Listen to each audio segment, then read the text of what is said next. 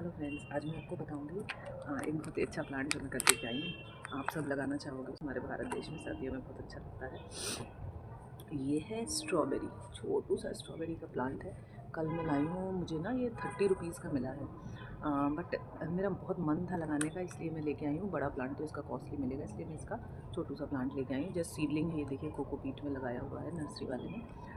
तो ये मैं लेके आई हूँ और आज मैं इसको लगाऊंगी। आप सर्दियों के मौसम में बहुत अच्छा लगा सकते हैं स्ट्रॉबेरी, क्योंकि स्ट्रॉबेरी को ना ठंडी रातें चाहिए होती हैं। मतलब रात का 4-5 घंटे का ठंडा मौसम एकदम स्ट्रॉबेरी को चाहिए होता है। तो जब भी आप स्ट्रॉबेरी लगाना चाहें तो आप सीड से भी लगा सकते हो और ऐसे लेके भी लगा सकते हो। सीड से एक्चुअली क्या होता है कि कुछ सीडलिंग ग्रो होते हैं, कुछ नहीं ग्रो होते। वैसे अगर आप चाहो तो मैं आपको बता देती हूँ। टिश्यू पेपर को दो, मतलब एक टिश्यू पेपर फोल्ड करके 4 लेयर में फोल्ड करके रखो, उसके ऊपर सीड्स डाल दो। उसके ऊपर दूसरा टिश्यू पेपर वैसे ही 4 लेयर वाला फोल्ड करके उसके ऊपर डाल दो और थोड़ा सा पानी स्प्रे कर दो। डेली उसमें पानी स्प्रे करते रहो, तो उसमें से स्प्राउट हो जाएगा। फिर वो टिश्यू पेपर के साथ ही उठा के मिट्टी में रखो। तो आप सीड से लगा सकते हो, लेकिन वो ना थोड़ा सा स्लो प्रोसेस है, उसके लिए बहुत पेशेंस चाहिए। और कितने सीड ग्रो होंगे, कैसे ग्रो होंगे, किस क्वालिटी का सीड है, नहीं पता होता। तो इसलिए मैं ऐसे सीडलिंग ले आती हूँ। ये मुझे ज़्यादा बेटर लगता है कि इसमें ग्रोथ दिखती है जल्दी, तो अच्छा लगता है देख के। तो अब मैं ये किस में लगा रही हूँ, मैं आपको ये दिखाती हूँ। मैंने एक बास्केट रेडी किया है। ये देखिए, ये बास्केट है मेरा, वही फ्रूट किया है। इसकी डेप्थ भी अच्छी है और इतना बड़ा है। अब इस पूरे बास्केट में मैं सेंटर पे स्ट्रॉबेरी ये लगाऊंगी, है ना। ये स्ट्रॉबेरी सेंटर पे लगाऊंगी। क्यों लगाऊंगी, ऐसा क्यों करूंगी इतने बड़े में सिर्फ एक प्लांट?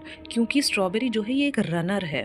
रनर प्लांट मतलब इसमें से, जैसे आपने स्पाइडर प्लांट देखा ना, उसमें से एक स्टेम निकलती है जिसमें से छोटे छोटे स्प्राउट्स निकलते हैं।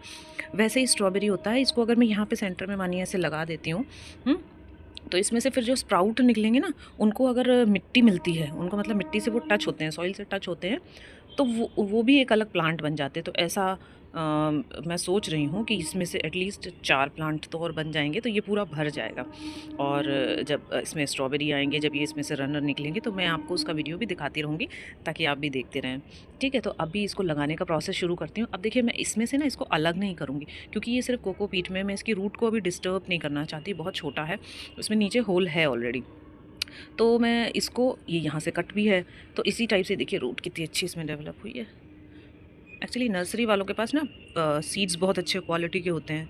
वो उसको वैसा क्लाइमेट दे देते हैं सीड को कि वो अच्छा ग्रो होता है। तो इसलिए मैं मोस्टली सीडलिंग ही लेके आती हूँ। मैं सीड से बहुत कम चीज़ें ग्रो करती हूँ। अब जो घर में जैसे टमाटर वमाटर मिल जाता है, वो उग गए तो बात अलग है, अदरवाइज़ मैं नहीं लगाती। तो इसको मैं डायरेक्टली सॉइल में लगा दूँगी, ज़्यादा कुछ नहीं करूँगी। इसके रूट बाउल को बिल्कुल भी डिस्टर्ब नहीं करूँगी।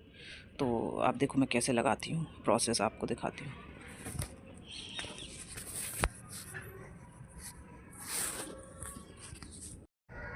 मैं इसके साथ लगाने के साथ साथ सॉइल की भी बात करती जा रही हूँ। सॉइल एक्चुअली जो हमें चाहिए वो वेल ड्रेन्ड होना चाहिए, बट उसमें एरेशन और नमी भी बनी रहनी चाहिए। उसके लिए हमें क्या करना होगा कि 40% सॉइल, 40% कॉम्पोस्ट, क्योंकि इसको खाद की बहुत ज़रूरत होगी। फ्रूट है, फ्रूट किसी भी फ्रूट या वेजिटेबल को खाद की बहुत ज़रूरत होती है। तो 40% कॉम्पोस्ट और 20% आप कोकोपीट लीजिए। ज़्यादा कोकोपीट मत लीजिए, क्योंकि ज़्यादा कोकोपीट लेने से ना फिर बहुत पानी बाहर निकल जाएगा। और हमें इसके लिए थोड़ी सी ह्यूमिडिटी और थोड़ा सा गीला गीला मिट्टी चाहिए। तो ऐसे सॉइल में हम इसको लगाएंगे।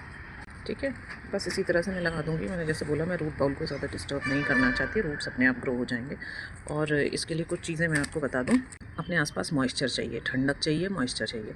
तो आप पहली बात तो जिस भी पॉट में लगाएं स्ट्रॉबेरी, उसको ऐसी जगह रखें जहाँ मॉर्निंग की सिर्फ धूप आती हो 1-2 घंटे की, उसके बाद इनडायरेक्ट लाइट आती हो, मतलब खिला खिला सा रहता हो, अंधेरा ना हो लेकिन ज़्यादा तेज़ कड़क धूप भी ना हो, आफ्टरनून वाली। दूसरी चीज़, इसको आप देखते रहें इसकी सॉइल ज़्यादा ड्राई ना हो पाए, इसमें पानी स्प्रे करते रहें, या इसके आसपास आप जो वाटर ट्रे हम बनाते हैं ना पेबल्स वाली, वो कुछ रख दें, या 1 बाल्टी पानी रख दें, ताकि इसको वो इन्वायरमेंट में, वो हवा में वो ह्यूमिडिटी मिलती रहे, क्योंकि सर्दियों के टाइम हवा बहुत ड्राई होती है, इसको ड्राई नहीं चाहिए। ठीक है, ये कुछ चीज़ों का आप ध्यान रखेंगे तो स्ट्रॉबेरी आपकी अच्छी ग्रो होगी। और खाद इसको ज़रूर देनी। देखिए, एक बात मैं आपको बताऊं, आप फ्लावरिंग प्लांट लगाएंगे उसमें उतना खाद देने की ज़रूरत नहीं होती है, लेकिन अगर आप फ्रूट या वेजिटेबल लगाएंगे तो आपको ये बात समझना पड़ेगा कि जब तक हम उसको कुछ खाने को नहीं देंगे तो उसमें ग्रो कुछ नहीं होगा, क्योंकि हम पॉट में लगा रहे हैं। ज़मीन में लगा रहे होते तो उनके पास इतना एरिया होता है कि वो अपने रूट से अपने लिए जो भी उनको चाहिए, जो भी उनकी नेसेसिटी है, वो एब्जॉर्ब कर लेते।